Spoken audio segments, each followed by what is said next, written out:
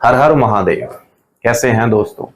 मैं आपका होस्ट वीरेंद्र जागरा आज के हमारे इस नए व्लॉग में आप सबका स्वागत करता हूं। और महादेव जी हमारे यही प्रार्थना है कि आप सब लोग खुश रहें और कुशल मंगल रहें।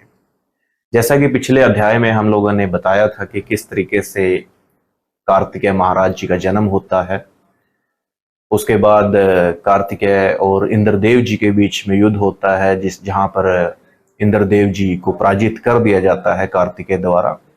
और अंत में नंदीश्वर और महादेव जी के गण मिल करके उन्हें वापस कैलाश पर्वत पर ले आते हैं, जहां पर देवी पार्वती जी और महादेव जी अपने पुत्र को पा करके कृतज्ञ हो जाते हैं, संतुष्ट हो जाते हैं। तत्पश्चात महादेव जी और देवी पार्वती जी एक बड़े ही उत्सव का आह्वान करते हैं, जिसमें सभी देवतागणों को, सभी मनुष्यों को, जीव जंतुओं को निमंत्रण दिया जाता है। तो उस उत्सव के मौके पर जब सभी देवतागण वहां पर पधारते हैं कैलाश पर्वत पर, तो कार्तिकेय महाराज जी का स्वागत किया जाता है इस संसार में उनका जन्म लेने के लिए। सभी देवतागण जो है अति प्रसन्न होते हैं। उसके बाद जो है देवी पार्वती जी के द्वारा उत्तम भोजन बनाया जाता है, जो कि बाद में सभी देवतागणों उसे प्रसाद के रूप में ग्रहण करते हैं। और अंत में सभी देवतागण मिल करके कार्तिकेय महाराज जी को वरदान देते हैं। उन्हें अलग अलग तरीके के वरदान दिए जाते हैं, जैसे भगवान विष्णु जी अपने सुदर्शन चक्र की शक्ति जो है कार्तिकेय को वरदान में देते हैं। भगवान श्री ब्रह्मा देव जी उन्हें सभी वेदों का ज्ञान प्रदान करवाते हैं और कमंडल देते हैं। महादेव जी उन्हें अपना त्रिशूल प्रदान करते हैं। इंद्रदेव अपना वज्र और ऐरावत हाथी जो है उन्हें वरदान के रूप में देते हैं। सूर्य देव जो हैं अपने अपना सूरज की जो चमक है, अब उसकी रोशनी जो है वो उन्हें वरदान के रूप में देते हैं, ताकि वो सूर्य के समान हमेशा चमकते रहे। और उनके शरीर को, उनकी शरीर की रक्षा करने के लिए एक कवच उन्हें सूर्य देव जो है प्रदान करते हैं। तो अलग अलग देवतागण जो हैं उन्हें वरदान के रूप में आशीर्वाद दे रहे होते हैं। तभी महादेव जी कहते हैं कि आपको ज्ञात होगा ही कि किस तरीके से सभी देवताओं ने वरदान के रूप में अपने शक्ति का हिस्सा जो है महाराज कार्तिकेय को वरदान के रूप में दिया है। तो कार्तिकेय की जीत जो है निश्चित है और तारकासुर का विनाश निश्चित है। तो आप किसी भी तरीके का विलाप न करें। तो महादेव जी का आश्वासन देने पर देवी पार्वती जी मान जाती हैं और अपने पुत्र को आज्ञा देती हैं। तो वहां पर सभी देवतागण प्रकट होते हैं और महादेव जी के आह्वान पर सभी देवतागण एक बड़ी सेना का निर्माण करते हैं और असुरों पर दावा बोल देते हैं। उनका जो युद्ध है वहां पे शुरू हो जाता है। तो युद्ध के आरंभ में जो है महाराज कार्तिकेय जी जो हैं ऐरावत हाथी पर, जो इंद्रदेव जी का वाहन है, ऐरावत हाथी पर विराजमान होकर के सारी सेना का जो है आह्वान करते हैं उसको। तभी कार्तिकेय महाराज जी जो हैं सेनापति के रूप में देवताओं की सेना का आह्वान करते हैं और आदेश देते हैं कि जो युद्ध है आरंभ किया जाए। तो सभी देवतागण जो और असुरगण जो होते हैं आपस में उनके बीच जो है बहुत ही घमासान युद्ध होता है। असुर जाति जो है उस वक्त काफी प्रचंड सीमा पे काफी बलवान हो चुकी होती है, तो वो देवताओं पर हावी होना शुरू हो जाते हैं।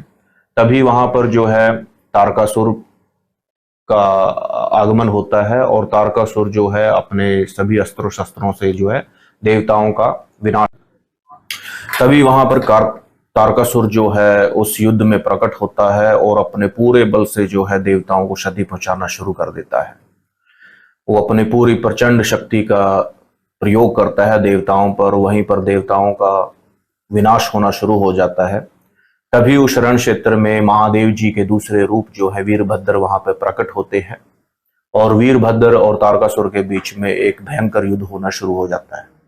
लेकिन जैसा कि हम जानते हैं कि वीरभद्र और महादेव जी के रूप हैं, दूसरे ही एक रूप हैं। वहीं दूसरी तरफ जो है तारकासुर को वरदान मिला है कि कोई भी जीव जंतु जो है उसका विनाश नहीं कर सकता, उसका वध नहीं कर सकता। सिर्फ और सिर्फ जो है महादेव जी का पुत्र, उनका अंश ही उसका विनाश कर सकता है। तो उस युद्ध में जो है तारकासुर से वीरभद्र पराजित हो जाते हैं। तभी वहां पर ऐरावत हाथी पर विराजमान हुए कार्तिकेय महाराज जी प्रकट होते हैं। सभी देवताओं को उनसे बहुत उम्मीद होती है। उन्हें आश्वासन देते हुए कार्तिकेय महाराज जी जैसे ही रण क्षेत्र में प्रकट होते हैं, तारकासुर उसे देख करके उसका खिल्ली उड़ाना शुरू कर देते हैं, उसका मजाक उड़ाना शुरू कर देते हैं कि मतलब तुम तो सिर्फ एक बच्चे हो, तुमसे मुझे घबराने की जरूरत नहीं है और तुम्हें मेरे साथ युद्ध करने की भी जरूरत नहीं है। मैं इतना भी पापी नहीं हूं कि मतलब एक बच्चे पर हाथ उठाऊं या एक बच्चे का वध करूं, मैं इतना भी बुरा नहीं हूं।